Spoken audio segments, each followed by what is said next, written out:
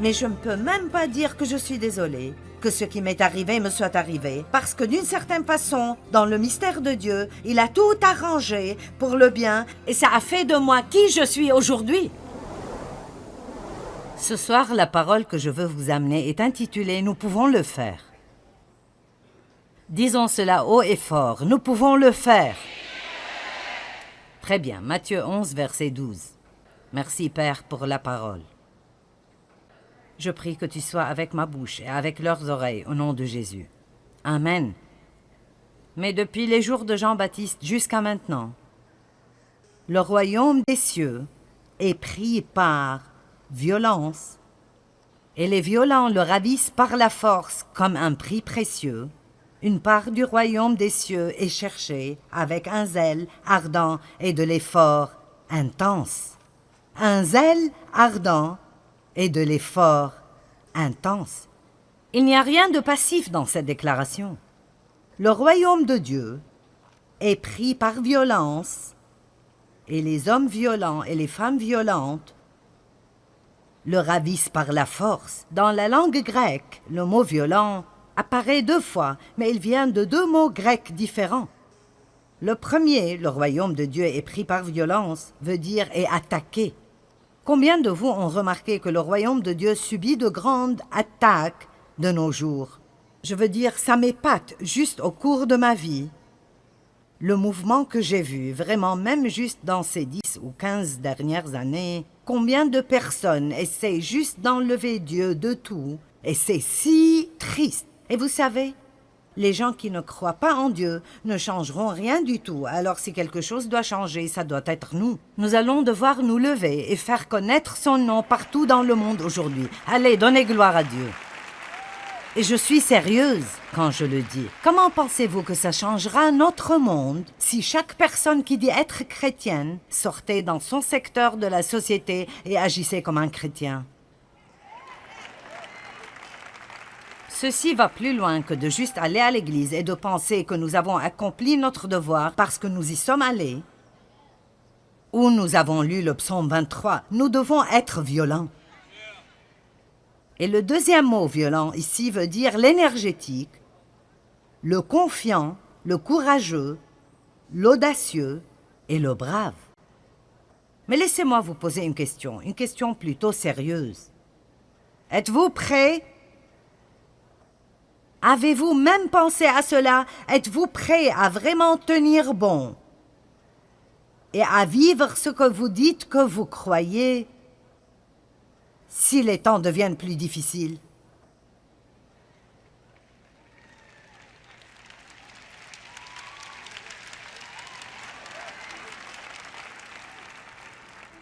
Et je sens que Dieu est en train de chuchoter dans mon cœur.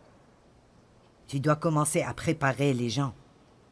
Ce ne sont pas de mauvaises nouvelles et des nouvelles menaçantes. Ce n'est pas « Oh, nous devons tous errer et avoir peur ». Nous n'avons pas besoin d'avoir peur de quoi que ce soit. Parce que la pire chose qui pourrait arriver, ce qui n'est vraiment pas si mal que ça, est que vous mourrez. Et si je lis ma Bible correctement, vivre c'est Christ et mourir un gain. Alors, nous n'avons pas besoin d'avoir peur de mourir. La peur de la mort paralyse les gens, mais la vérité est que la mort n'est pas une mauvaise chose. Ce qui est mauvais est si vous ne mourrez pas en Christ. Mais si vous mourrez en Christ et vous vous accrochez, confiant en lui, jusqu'à ce que vous expiriez, vous êtes dans la victoire où il n'y a plus de peine et plus de tristesse et plus de larmes et plus de pleurs. Nous nous accrochons trop aux choses de cette terre et nous ne pensons pas assez à l'éternité. J'ai eu cette sensation en moi pendant peut-être 6 semaines et je continue de l'avoir partout où je vais. C'est que les croyants des premiers temps, la chose qui leur a donné tant de courage était qu'ils avaient cette espérance de l'éternité et cette espérance de vivre à jamais. Combien dure l'éternité? Elle est longue et je veux m'assurer que je suis au bon endroit. Amen. C'est bon d'être béni avec des choses, mais nous ne devons pas trop nous attacher à nos choses. Vous savez, le ciel est décrit comme un endroit absolument merveilleux. Des portes faites de perles et toutes sortes de pierres magnifiques, où que vous regardiez, et des rues faites d'or pur et miroitant, et c'est simplement merveilleux. Un homme est mort et il était un homme assez riche. Et il voulait prendre certaines choses au ciel. Et il lui a été dit qu'il ne pouvait pas faire cela. Alors il a dit « Oh, c'est important pour moi. Pourrais-tu voir si tu peux m'obtenir une permission spéciale ?» Alors, quelqu'un est allé parler aux autorités et a dit « Cet homme veut amener certaines choses avec lui. Pourrait-il obtenir une permission spéciale pour amener quelques trucs avec lui ?» Alors il a obtenu la permission d'amener une seule valise. Et alors, quand il est arrivé là-bas, Saint-Pierre l'a rencontré et a dit « Tu ne peux rien amener ici. » Il a dit « J'ai une permission spéciale. » Il a dit « Laisse-moi m'assurer. » Alors Saint-Pierre est parti 1 minute, puis est revenu et a dit « Tu as raison, tu peux amener une valise, mais je dois voir ce qui est dedans avant que tu n'entres. » Alors il l'a ouverte et elle était pleine de lingots d'or. Et Saint-Pierre l'a regardée et a dit « Pourquoi voudrais-tu amener de quoi paver ?»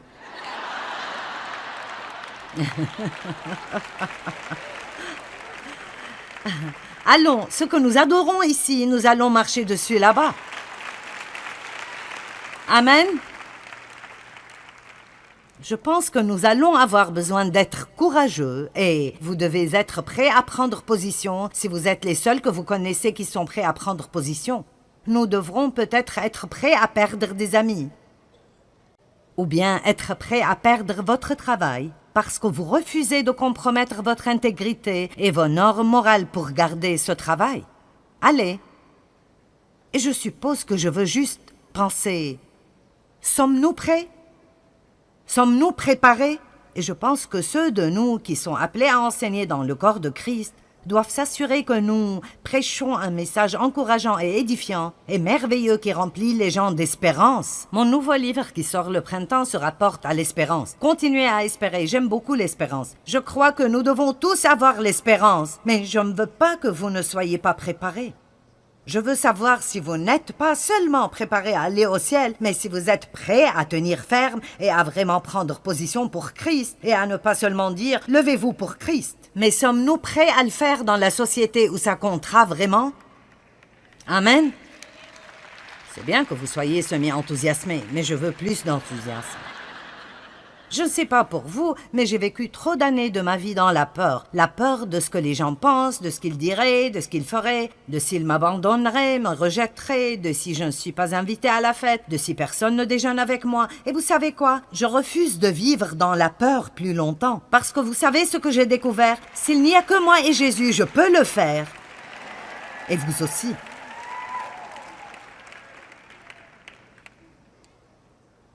Romains 5, 17 dit que nous allons régner comme rois dans la vie à travers Jésus.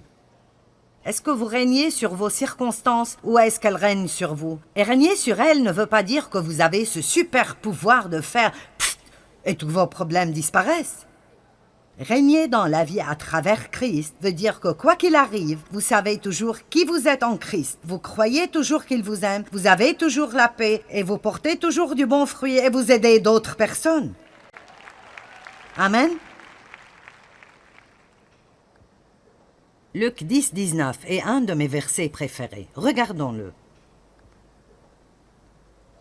Voici, je vous donne l'autorité et le pouvoir de marcher sur les serpents et sur les scorpions. Et je vous ai donné la puissance physique et mentale et le pouvoir sur toute la puissance de l'ennemi, et rien ne vous nuira d'aucune façon. Maintenant, écoutez. Le diable a de la puissance, mais nous avons de la puissance et de l'autorité. Allez, il y a de la puissance, mais nous avons quelque chose qu'il n'a pas. Nous avons l'autorité au nom de Jésus. Et la seule autorité qu'il a dans nos vies est ce que nous lui donnons à travers le manque de foi. Tant que nous croyons la parole de Dieu, quoi que nous voyions, quoi que nous pensions, quoi que nous ressentions, Dieu travaille dans nos vies et nous avons déjà gagné la bataille. Maintenant, c'est très important pour moi que quand vous partez d'ici, j'ai un but. Je veux que vous sortiez de ces portes en croyant que vous soyez vraiment confiant à l'intérieur, que quoi que vous ayez besoin de faire dans votre vie, quelles que soient les tempêtes inattendues qui viennent, quelles que soient les surprises que vous n'attendez pas, même si vous n'obtenez pas tout ce que vous voulez, vous vivrez avec une attitude toute nouvelle et c'est que je peux faire tout ce que j'ai besoin de faire à travers Christ qui est ma force. Je peux faire tout ce que j'ai besoin de faire à travers Christ qui est ma force. Je peux être un parent célibataire et élever mes enfants et en fin de compte, ils seront de bons enfants. Je peux avoir un nouveau commencement. Je peux échouer et recommencer. Je peux faire des choses difficiles, je peux perdre du poids, je peux récupérer ma santé, je peux me remettre en forme, je peux faire le ménage chez moi, je peux sortir des dettes, je peux faire tout ce que Dieu veut que je fasse à travers Christ qui est ma force. Combien d'entre vous pensent que parfois nous sommes juste vaincus beaucoup trop facilement? Vous savez, nous nous plaignons si, je ne sais pas, notre appartement n'est pas une maison et si notre voiture n'est pas nouvelle, et si nous n'avons pas de nouveaux costumes pour la fête, et nous lisons la Bible, et nous voyons les chrétiens en ce temps, ils étaient jetés au lion et ils étaient plus heureux que la plupart d'entre nous. Amen. Et vous savez, d'un côté c'est drôle, mais en même temps c'est triste. Nous sommes ici ce soir en train de nous amuser et de parler de combien Dieu est bon, mais il y a des gens dans le monde qui sont en train d'être tués. Maintenant, aujourd'hui, dans ce monde, c'est possible que ce soir, alors que nous sommes là, ils doivent prendre position et dire « Je ne fléchirai pas les genoux, je me tiendrai fermement, je crois en Jésus. » Amen.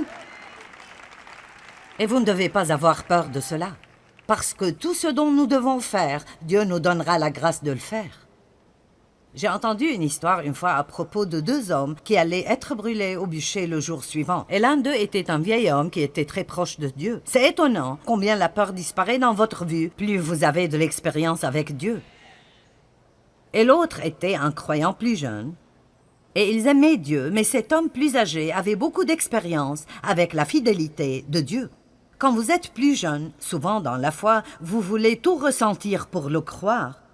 Mais plus vous vieillissez, plus vous avez de l'expérience avec Dieu, plus vous réalisez que croire vient en premier et toutes les autres sensations viennent après. Amen. Peut-être que je ferais mieux de le redire. Quand nous sommes plus jeunes en le Seigneur, nous dépendons plus des sensations. Mais le moment vient dans notre marche avec Dieu où il ne nous laissera plus avoir cette relation basée sur les sensations. Et parfois, vous vous demandez « Pourquoi est-ce que je ne ressens plus Dieu? Où est Dieu? Qu'est-ce que c'est que ça ?»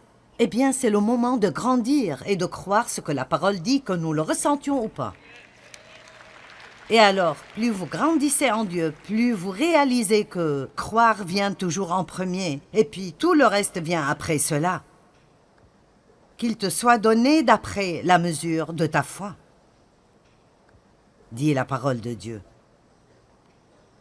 Et alors, c'est très important pour nous de comprendre que Dieu est fidèle.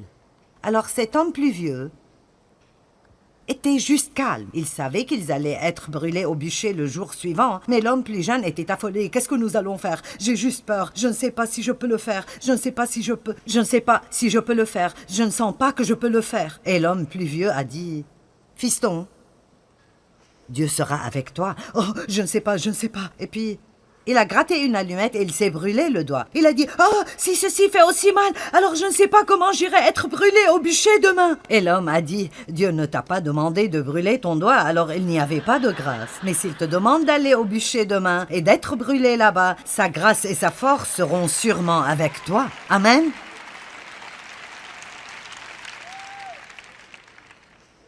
Ne vivons pas dans la peur. La Bible dit que dans les derniers jours, les cœurs des hommes succomberont à la peur. Mais prenons une décision. Je ne laisserai pas la peur être le facteur qui règne dans ma vie. Amen. Maintenant, nous allons voir une photo d'une femme qui est devenue très célèbre. Son nom était Rosie et on l'appelait Rosie la riveteuse. Pouvons-nous projeter cette image? Et je ne suis pas Rosie, mais ça vient. La voici. Maintenant. Vous savez, c'est une image emblématique. Tout le monde la reconnaît. Elle est de la Seconde Guerre mondiale. Et elle dit vraiment quelque chose sans rien dire. C'est comme « Oui, nous pouvons le faire ». Alors, j'ai commencé à m'entraîner quand j'avais à peu près 62 ou 63 ans. C'est un peu tard dans la vie pour commencer, mais j'ai fait faire cela et je l'ai mis sur le mur où je m'exerce.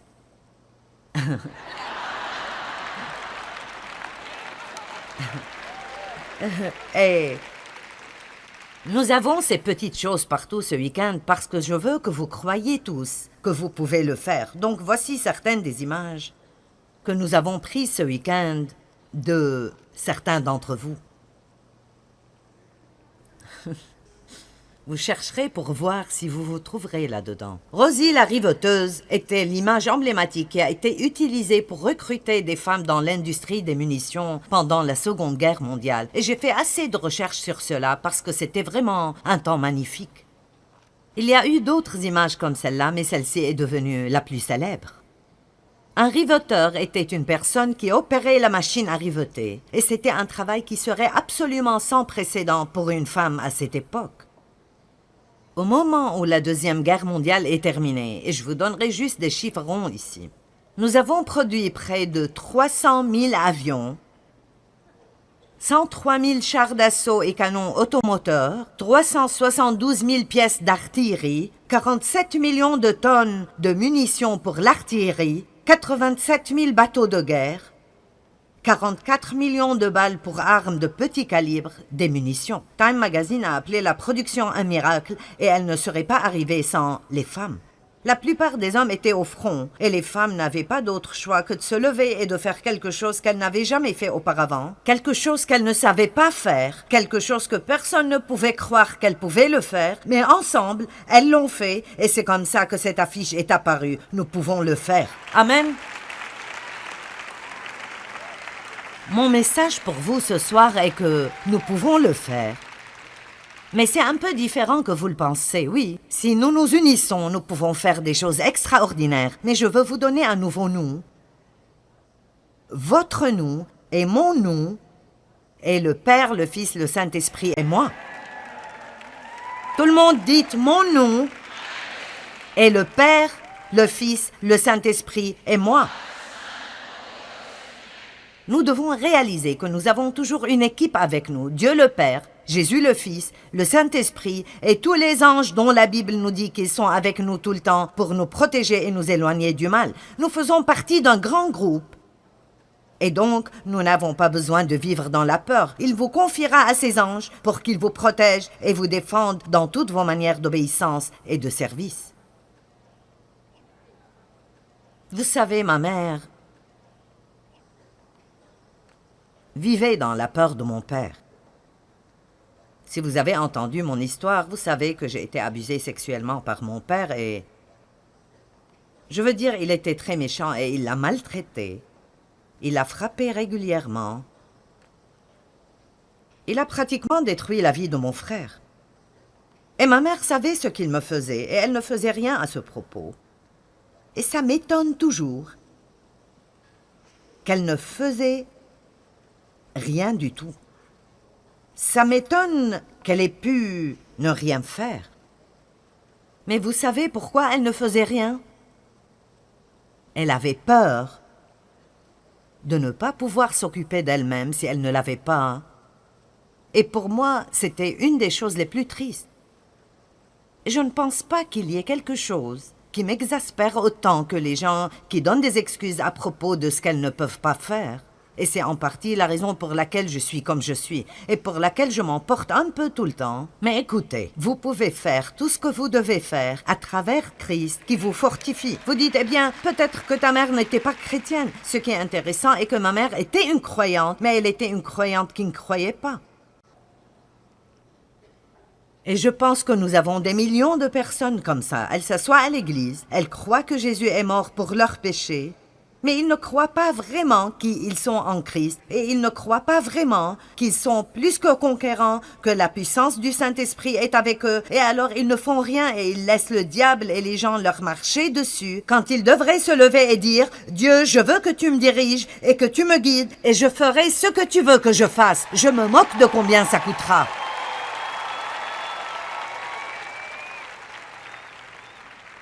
Ma mère a fini par avoir une maladie mentale à cause de la culpabilisation et de la peur.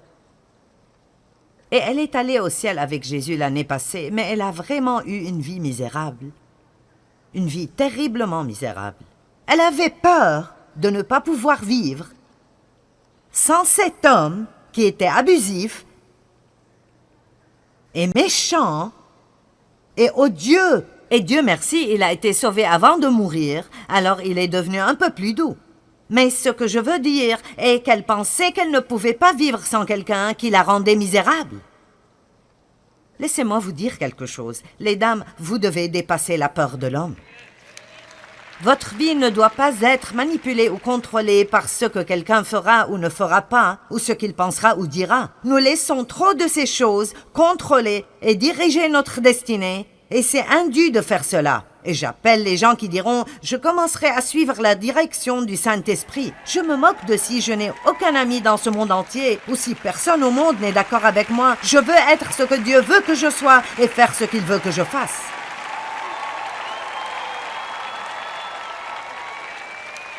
Il y a des gens qui auraient probablement aimé venir à cette conférence, mais ils ne sont pas venus à cause de ce que certains... J'essaie de trouver un mot qui ne serait pas grossier, mais je ne peux pas. Certains de leurs amis, plutôt gandés, difficiles et religieux, pourraient penser. Ils me regardaient en cachette à la télé, mais ils n'aimeraient pas être attrapés avec nous. Allez, nous ne pouvons pas nous faufiler dans la victoire. Si nous voulons vraiment avoir la victoire, alors nous devons nous lever et agir comme si nous croyons vraiment que Jésus est vivant et être déterminés d'avoir la vie qu'il veut que nous ayons. Nous pouvons le faire.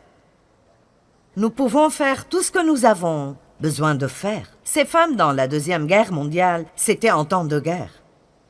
Puis-je vous dire quelque chose? Nous sommes en temps de guerre.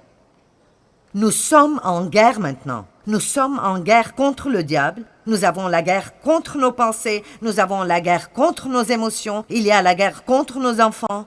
Il y a la guerre contre le concept et l'idée en entier de Dieu comme créateur. Partout où vous regardez, il y a la guerre contre tout ce qui est bon et moral et droit. Et une fois de plus, ce ne sont pas les non-croyants qui changeront la situation, ce doit être nous. La vérité est que chacun d'entre nous devrait sortir, chacun dans notre petite partie de la société, et d'être ce que nous déclarons être, et d'agir comme si nous croyions ce que nous disons que nous croyons. Je ne demande à personne d'aller faire une émeute, je vous demande juste de sortir et d'agir comme un chrétien. Nous n'avons pas à nous excuser pour le fait de croire en Dieu. Nous ne devons pas être odieux à ce propos et marcher au bureau chaque jour en priant, en marmonnant et en ayant une attitude religieuse et orgueilleuse, mais nous devons être audacieux dans notre foi. Amen. On est en guerre.